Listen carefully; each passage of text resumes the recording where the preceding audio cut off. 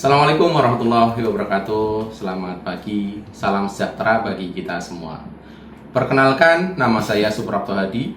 Saya adalah dosen Politeknik Keselamatan Transportasi Jalan pada program studi Rekayasa Sistem Transportasi Jalan.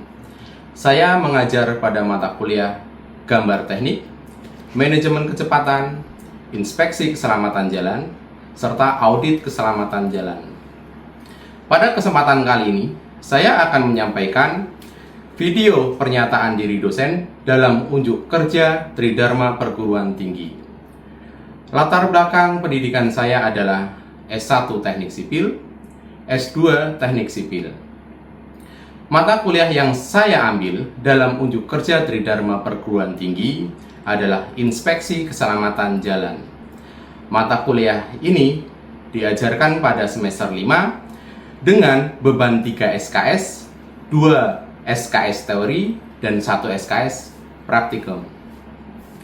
Setelah mengikuti mata kuliah ini, mahasiswa diharapkan mampu memahami dasar inspeksi keselamatan jalan, memahami tahapan prosedur pelaksanaan inspeksi keselamatan jalan, memahami defisiensi keselamatan jalan, mampu mengidentifikasi potensi bahaya di jalan, mampu melakukan persiapan pelaksanaan inspeksi keselamatan jalan, dan mampu menggunakan alat terbaru dalam hal ini adalah Hawkeye 2000, serta mampu melakukan praktik inspeksi keselamatan jalan pada lokasi studi yang sudah ditentukan. Materi pembelajaran meliputi pengantar inspeksi keselamatan jalan, frekuensi dan prosedur pelaksanaan inspeksi keselamatan jalan, defisiensi keselamatan jalan, manajemen potensi bahaya di jalan, tahapan persiapan inspeksi keselamatan jalan, sistem kerja dan pengoperasian Hawkeye. Sistem pembelajaran dilakukan secara sinkronus dengan metode seperti diskusi, penugasan, dan project based learning untuk mendukung kreativitas dan interaksi dengan dosen. Sistem penilaian dilakukan dengan komposisi tugas 15%, praktik 15%, UTS 30%, project dan UAS 40%. Berikut adalah video pembelajaran pada pertemuan ketiga dengan bahan kajian defisiensi mayor dan minor keselamatan jalan dan defisiensi standar geometri jalan. Penilaian sub CPMK ini menggunakan sistem tanya jawab dan penugasan. Siap, gerak.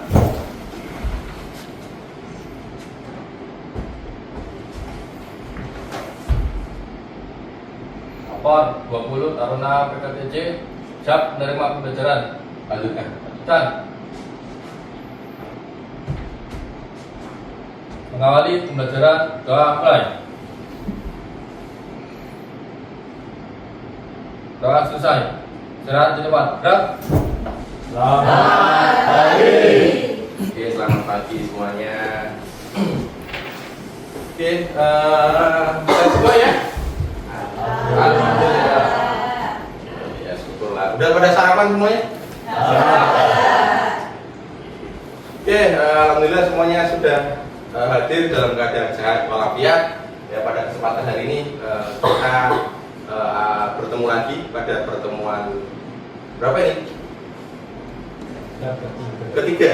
Oke, berarti yang kemarin kita sudah bahas pada pertemuan pertama dan kedua. Sekarang kita akan bahas terkait dengan pertemuan ketiga, yaitu defisiensi keselamatan jalan. Sebelum kesini, saya akan coba membahas terlebih dahulu pertemuan yang sudah kemarin kita belajar bersama, ya, terkait dengan apa? Inspeksi keselamatan jalan. Ya, inspeksi keselamatan jalan. Definisi inspeksi keselamatan jalan. Terus terkait dengan prosedur, frekuensi, ya, frekuensi inspeksi keselamatan jalan. Oke, mungkin saya ulas dulu. Apa sih makna dari inspeksi keselamatan jalan? Ada yang tahu? Coba, masih ingat nggak? Ya. Inspeksi keselamatan jalan merupakan memeriksa jaringan jalan terbangun dari sudut pandang keselamatan. Oke, cakep. Ya, jadi memang inspeksi keselamatan jalan ini kita ulas kembali bahwa memeriksa jaringan jalan dari segi keselamatan jalannya sehingga terhindar daripada potensi kecelakaan. Ya, itu terkait dengan inspeksi keselamatan jalan. Mungkin selanjutnya terkait dengan inspeksi keselamatan jalan ini kapan sih dilakukan atau frekuensinya berapa lama sih? Oke, ada yang tahu? Coba. Ini Bapak Ya. jawab. Inspeksi dilakukan secara berkala, dapat dilakukan 1 bulan sekali, 3 bulan sekali, 6 bulan sekali, bahkan 1 tahun sekali. Oke, ya jadi intinya dari inspeksi ini dilakukan secara berkala, ya. Bisa 1 bulan sekali, 3 bulan sekali, 6 bulan sekali, bahkan bisa 1 tahun sekali, tergantung daripada SOP masing-masing instansi pengelola. Kan seperti itu ya. Oke, mungkin semua sudah pada paham terkait dengan inspeksi ya. Dari 2 pertemuan sebelumnya, mungkin kita akan bahas terkait dengan defisiensi atau memang kekurangan pada keselamatan jalan ya. Pada pertemuan ini saya akan bahas terkait dengan mungkin pada pertemuan ini ada beberapa ya materi, cuma saya akan bahas terkait dengan defisiensi mayor dan minor keselamatan jalan, defisiensi standar geometrik jalan ya. Poin 1 dan 2 ini yang akan kita bahas. Untuk poin 3, 4 nanti kita akan bahas pertemuan selanjutnya. Jadi setiap pertemuan kita akan bahas 2 item terkait dengan defisiensi keselamatan jalan. Jadi seperti itu. Lanjut, mungkin kita akan bahas terkait dengan defisiensi atau makna dari defisiensi itu apa sih? Ya kan? Defisiensi keselamatan jalan merupakan kekurangan atau ketidaksempurnaan pada infrastruktur jalan, lingkungan atau tata kelola yang ada di masing-masing jalan yang memang nanti meningkatkan resiko kecelakaan di jalan. Nah, itu makna daripada defisiensi ya. Intinya satu, kelemahan atau kekurangan yang ada di jalan ya, baik itu infrastruktur maupun pengelolaannya ya. Selanjutnya terkait dengan menuju ke defisiensi mayor ya, defisiensi mayor dan minor. Nah, apa sih makna itu sendiri dari defisiensi mayor? Defisiensi mayor ini adalah kekurangan atau masalah ya yang memiliki potensi besar untuk menyebabkan kecelakaan, dan memang nantinya potensi tersebut dapat mengakibatkan luka fatal atau memang dapat meninggal dunia. Nah, itu terkait dengan defisiensi mayor. Intinya adalah defisiensi mayor ini fatalitasnya tinggi, kan seperti itu ya. Apa saja sih yang dianggap defisiensi mayor?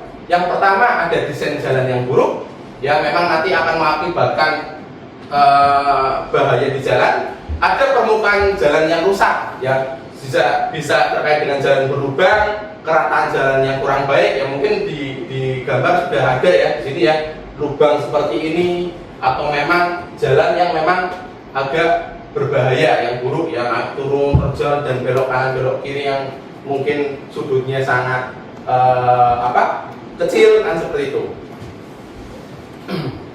Selanjutnya terkait dengan pencahayaan yang tidak memadai ya. Contoh kalau kita berkendara di malam hari pada saat malam jalan ya, pada kita di jalan pada malam hari tidak ada penerangan, secara otomatis kan kita agak kesusahan ya di jalan ya.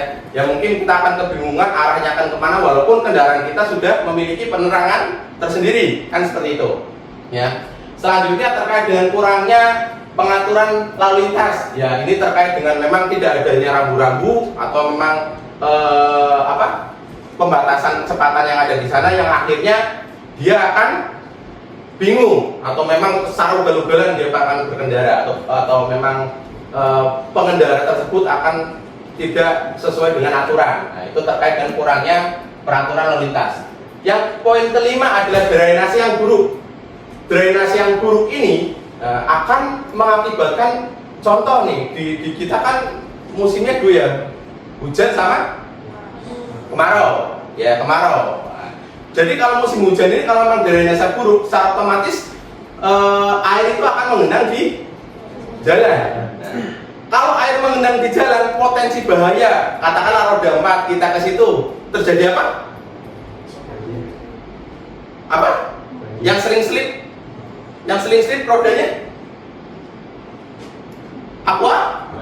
aquaplaning ya. Seringkali kita lihat kan ada yang aquaplaning atau memang surat kabar atau memang berita di TV, oh terjadinya kecelakaan diakibatkan aquaplaning ya. Itu salah satunya karena air ini mengenang di jalan ya, sehingga terjadinya aquaplaning. Nah, ini yang apa dianggap drainase buruk, itu dapat mengakibatkan seperti ini. Selanjutnya defisiensi minor. Defisiensi minor ya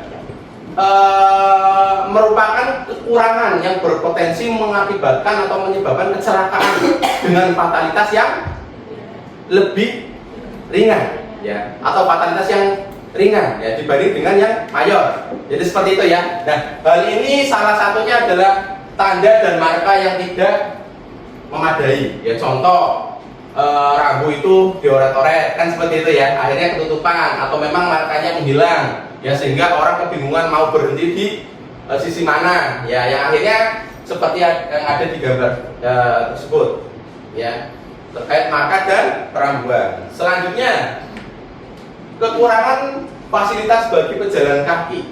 Contoh ya, seumpamanya kalian jalan nih di pinggir jalan, potensi bahaya besar nggak? Besar? Ya. Bisa nggak terjadinya kecelakaan? Bisa kan? Nah, yaitu salah satunya ini ya, kurangnya adalah fasilitas bagi pejalan kaki yang mengakibatkan terjadinya potensi bahaya atau kecelakaan. Ya, contoh kalau kita berjalan kaki, kalau ada trotoarnya kan enak nih, kita bisa berjalan di situ, ya kan? Otomatis pengendara atau kendaraan sama kita pejalan kaki itu akan berbeda jalur. Nah, itu akan lebih aman dibanding dengan tidak adanya fasilitas pejalan kaki. Oke, selanjutnya ada pengelolaan yang tidak efektif. Ya, contoh, ya, jalan berlubang besar, tapi tidak diperbaiki. Ya, akhirnya kan orang berkendara bingung kan, kalau ada lubang bisa mengakibatkan kecelakaan. Ya, nah, ini dia ya terkait dengan pengelolaan yang tidak efektif. Ya, mau tidak mau harus cepat ditangani. Ya. Selanjutnya mungkin untuk defisiensi mayor sama minor ini sudah dibahas ya. Kita lanjut dulu terkait dengan standar geometri jalan, kan seperti itu. Defisiensi standar geometri jalan ya merupakan ketidaksesuaian fisik jalan dengan standar yang ditetapkan oleh pemerintah. Ya, itu adalah defisiensi geometri jalan. Sudah pernah belajar geometri jalan? Ya, semester sebelumnya kan sudah pernah belajar geometri jalan, otomatis harusnya tahu dong standar geometri jalan seperti apa. Ya, makanya kita akan bahas terkait dengan defisiensinya. Apa saja sih yang ada? Yang pertama, tikungan yang tidak sesuai. Sudah pernah belajar terkait dengan jari-jari tikungan? Sudah belum? Sudah ya. Ya, dari situ kita belajar terkait dengan tikungan yang baik itu akan seperti apa. Sebagai contoh, ya tikungan yang tidak sesuai pada gambar. Nah, lengkungnya terlalu curang. Lanjut pada kemiringan. Kemiringannya juga pada tikungan itu tidak sesuai. Contoh, kalian pernah belajar tentang super elevasi? Ya kan? Pada tikungan seharusnya kita terapkan super. Akan tetapi terkadang di jalan-jalan kita kurang memenuhi syarat tersebut, yang akhirnya berpotensi terjadinya kecelakaan. Apalagi kalau kendaraan berjalan dengan kecepatan yang tinggi, kan seperti itu. Oke, lanjut. Lebar jalur yang tidak memadai. Ya, contoh di gambar nih, ya ada ibu-ibu, ya bukan ibu kalian kan? Ya, jadi seperti ini. Ada jalan sempit dari arah berlawanan, ada sepeda motor dan kita juga ada mau berkendara ke situ, yang akhirnya papasan, susah kan akhirnya dia melintas. Nah, ini salah satu adalah lebar jalur yang tidak memadai. Ya, itu salah satu potensi bahaya di geometri jalan. Apalagi adanya penyempitan jalan, seolah kita awalnya 2 lajur menjadi 1 lajur. Nah, itu berpotensi menjadi penumpukan kendaraan, ya, sehingga mengakibatkan kecelakaan. Ya, bisa saja seperti itu, pengereman mendadak, terjadinya kecelakaan itu bisa terjadi. terjadi. Oke. Selanjutnya gradien vertikal, ya, atau memang kemiringan vertikal. Pernah lihat jalan yang naik sana? Mungkin di sini apa diguji ya? Diguji kan naik ya? Ya, itu terkadang karena gradien vertikal ini kita nggak bisa melihat dari arah yang berlawanan, ya, sehingga berpotensi terjadinya kecelakaan, ya. Apalagi jalan tersebut tipenya 2 lajur 2 arah tak terbagi, ya kan, sehingga saat dalam berkendara bisa menyalip dan sebagainya, berbisa lajur seenaknya, yang ini berpotensi terjadinya kecelakaan. Selanjutnya, jalan yang tidak memiliki ruang bahu jalan yang cukup. Maksudnya apa, Pak? Maksudnya, sebagai contoh nih, kalau kita sudah berjalan ya, ternyata kendaraan kita panas mesin, kita kan harus menepi kan? Nah, ternyata di situ bahu jalan tidak sesuai lebarnya, sehingga kendaraan tersebut berhenti di lajur, bukan di bahu jalan. Nah, hal tersebut berpotensi nih terjadinya tabrak dari belakang, ya, tabrak dari belakang. Nah, ini terkait dengan jalan yang tidak memiliki ruang bahu jalan. Nah, selanjutnya ada sudut pandang dan jarak pandang yang terbatas. Kalau tikungan, ya mungkin pernah diuji. Nah, ya, diuji kan seringkali ada tikungan belok tajam gitu ya. Nah, kalau kita memang jalan tersebut memiliki jarak pandang mendahului itu kecil, atau memang sudutnya terlalu kecil sehingga kita nggak bisa melihat nih kendaraan yang di depannya, benar nggak? Ya, itu rawan nggak menurut kalian? Rawan ya terjadi kecelakaan ya. Itu salah satu daripada sudut pandang atau jarak pandang yang kurang. Ya. Selanjutnya terkait dengan persimpangan yang tidak sesuai, ya terkadang simpang itu tadi nggak tegak lurus tapi memang runcing, ya, yang akhirnya orang itu melihat dari simpang atau kaki simpang lainnya akan bingung atau memang tidak terlihat, yaitu potensi terjadinya kecelakaan juga. Jalan yang tidak memiliki kemiringan melintang, ya tadi, ya, contoh miring melintang, ya, sehingga drainase jalan itu tidak teraliri, ya, memang mengakibatkan genangan di jalan sehingga bisa terjadi aqua. Mungkin semua sudah pada tahu ya terkait dengan ini, sebenarnya di lapangan sudah pernah sudah pernah melihat, sudah pernah terjadi, ya kan, sehingga saya rasa nggak usah terkait mendetail tentang ini, nanti kita banyak mungkin latihan, ya. Mungkin saya lanjutkan terlebih dahulu di item selanjutnya, ada desain jembatan atau terowongan yang tidak sesuai. Contoh, terowongan tersebut tidak didesain tingginya, ya, tidak didesain terkait dengan kendaraan yang berat atau memang truk besar yang memang tinggi, ya, sehingga potensi terjadinya crash atau kecelakaan tadi bisa terjadi di terowongan tersebut kalau memang tinggi langit-langitnya nggak sesuai, kan, seperti itu. Ada juga memang kekurangan rambu dan marka, ya. Kekurangan rambu dan marka ini potensinya sangat besar, apalagi di tikungan curam atau memang pembatasan kecepatan, sehingga orang itu lebih tahu, ya, lebih mudah mengerti terkait, oh, di jalan ini kecepatan yang seharusnya minimal berapa sih, maksimal berapa sih, kan dia harus tahu. Kalau di jalan tol sih enak, ya, sudah ada rambu-rambu, oh, batas kecepatannya, ya, jadi seperti itu. Oke, selesai, ya, dari sini. Mungkin sampai sini ada pertanyaan yang ditanyakan? Oke? Tadi membahas tentang drainase yang buruk. Ya. Itu jika pada jalan terdapat drainase yang kurang mematuhi atau tidak memenuhi standar, itu harus dilakukan. Standar terkait kemiringan. Oke, jadi tadi ada drainase yang buruk. Kalau memang terjadi atau memang sudah ada di sana, penanganannya kan seperti apa sih, maksudnya seperti itu, ya?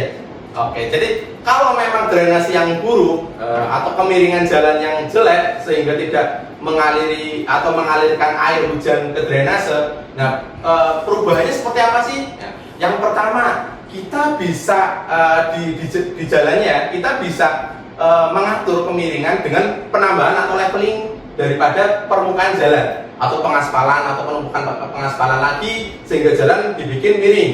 Standar kemiringan berapa sih?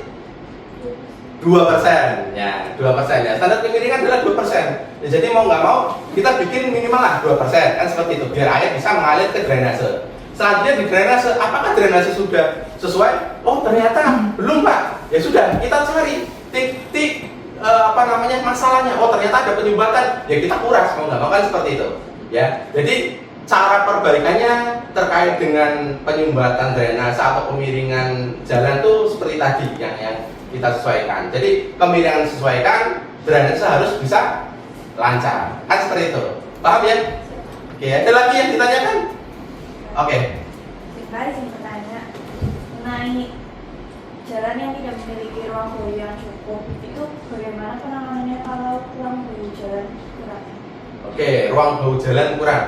Ini larinya pada penganggaran. Ya, larinya pada penganggaran. Jadi bau jalan yang kurang, daerah kan ada namanya daerah milik jalan. Ya, kalau di geometri kita bisa tahu ya daerah milik jalan. Daerah milik jalan berapa meter sih? Kalau memang standarnya jalan itu 3,5 meter setiap lajurnya, ternyata kita bikin 2 lajur, otomatis kita butuh berapa? 7 meter, kan seperti itu ya, 7 meter. Nah, ternyata yang kita miliki hanya 8 meter. Nah, terus kita mau gimana mengatasinya? Kan nggak bisa, hanya cuma memiliki setengah meter. Nah, itu larinya ke anggaran. Gimana caranya? Kita lebarin lagi daerah milik jalan kita. Entah itu kita kerjasama dengan pemerintah atau memang lingkungan sekitar untuk bisa menambah daerah milik jalan tadi untuk disiapkan sebagai bahu jalan. Seperti itu, ya. Mungkin itu ya pertanyaan-pertanyaan yang ada. Kita lanjut coba ke diskusi ya, diskusi kelompok. Saya akan coba bikin kelompok mungkin cepatnya seperti kayak tadi ya. Mungkin yang kelompok sebelumnya saya bagi deretan ini. Satu kelompok pertama, tengah ini kelompok kedua, yang sini kelompok ketiga. Oke, kita akan bahas terkait dengan mengidentifikasi defisiensi mayor dan minor pada jalan. Oke, untuk studinya saya akan kirimkan map atau memang kita tentukan mapnya di di Google Map untuk jalannya ya. Kita gunakan Google Map dengan Google Street ya, nanti kita tinjau lokasi tersebut apakah ada atau memang memiliki defisiensi mayor atau minor ya. Oke, mungkin cepat saja untuk bisa menggabung pada kelompoknya masing-masing.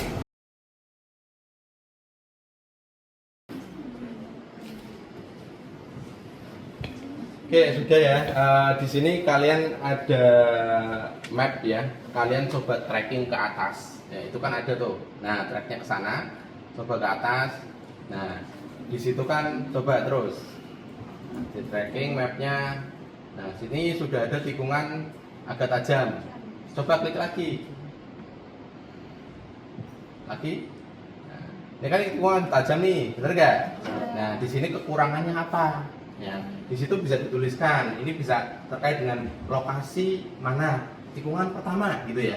Tikungan pertama temuannya adalah tidak adanya guardrail. Nah, terus bisa kategorinya mayor atau minor. Ya, jadi dituliskan seperti itu ya. Bisa ya? Oke, coba dituliskan lagi. Nah, di sini ada rambu peringatan nih. Rute ini curam ya. Tapi di sini ada nggak pembatasnya? Nggak ada. Mana pom yang untuk kita tadi? Coba pomnya sini. Nah, pomnya di sini. Di sini, ya, coba kamu tuliskan di tikungan pertama, gitu ya. Di tikungan pertama ini temuannya apa? Tidak ada pembatas, ya kan? Potensinya apa? Kategorinya? Apakah mayor atau minor? Nah, coba dituliskan di sini. Tikungan pertama, tikungan selanjutnya, atau memang di jalan ada jalan setelah tikungan pertama, kan seperti itu ya. Oh, ternyata di situ berlubang, ya kan? Mayor atau minor kategorinya, kan seperti itu. Benar nggak? Ini kan jurangnya. Pembatas jurang sudah ada. Akan tetapi dari sini, ya kan? Ini apakah pohon ini menutupi jarak pandangmu? Menutupi kan? Nah, coba dituliskan di laporannya atau memang form isiannya. Oke, sampai sini, sampai diskusi ini ada pertanyaan atau ada temuan yang memang perlu ditanyakan? Jelas ya? Memang mungkin mau dikerjain dulu ya sampai selesai, barangkali nanti ada temuan bisa langsung ditanyakan ke saya ya. Oke.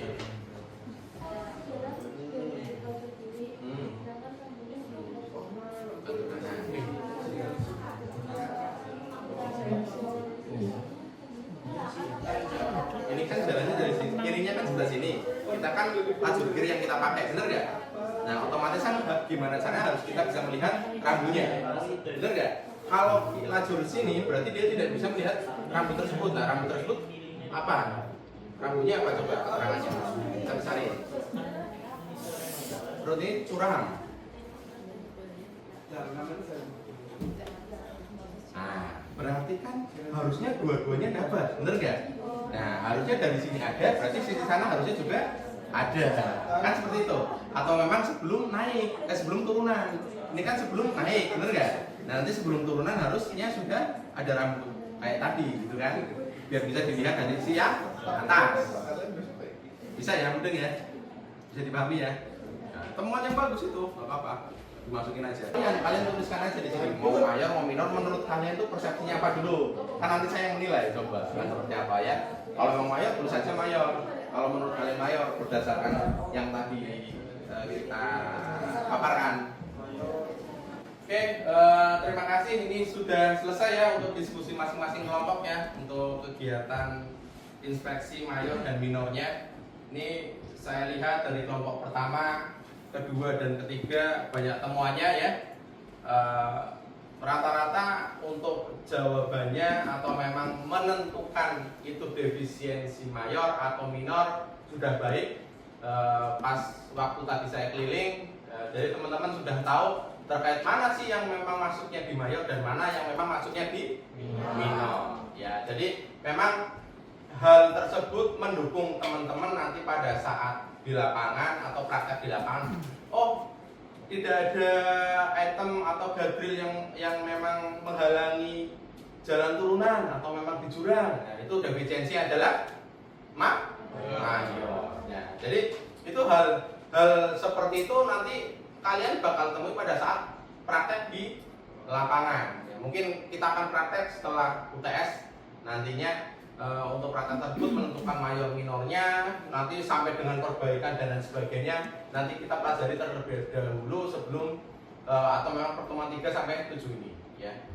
Mungkin saya rasa ini semua sudah bagus untuk diskusi kelompoknya.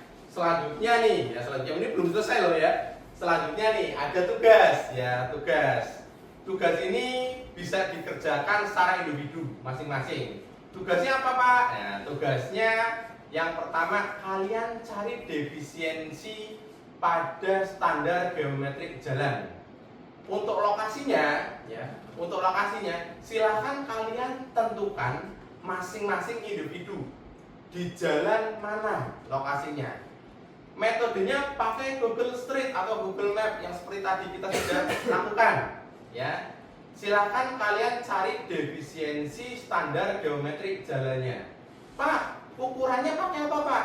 Di map kan ada item ukur jarak, bener nggak?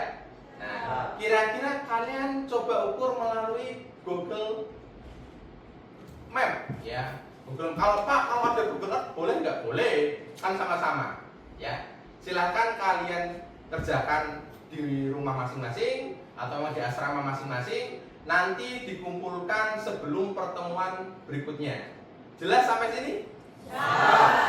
Oke, kalau jelas mungkin pertemuan hari ini saya cukupkan. Kalaupun nanti ada pertanyaan atau memang susah dalam mengerjakan, silakan bisa koordinasi saya, bisa by WA atau memang langsung ke ruangan saya. Mungkin itu dari saya, kurang lebihnya mohon maaf. Saya akhiri. Wassalamualaikum warahmatullahi wabarakatuh.